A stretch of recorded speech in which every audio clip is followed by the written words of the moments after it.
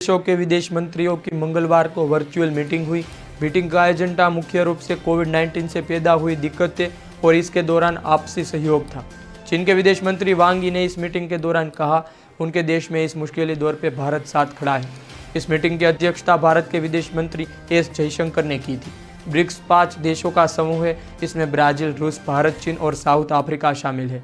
इसका नाम सदस्य देशों का नाम हिसाब से रखा गया है।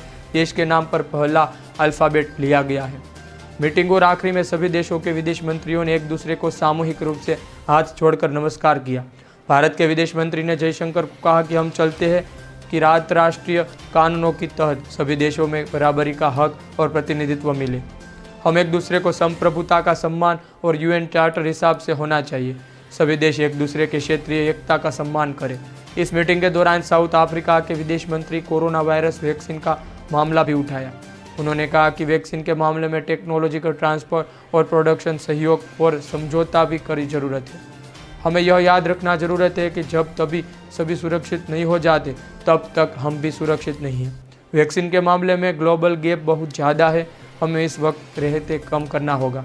चीन के विदेश मंत्री वांग यी ने कहा कि भारत महामारी के मुश्किल दौरे से गुजर रहा है। इस कठिन घड़ी में हम नई दिल्ली को सहयोग का वादा करते हैं।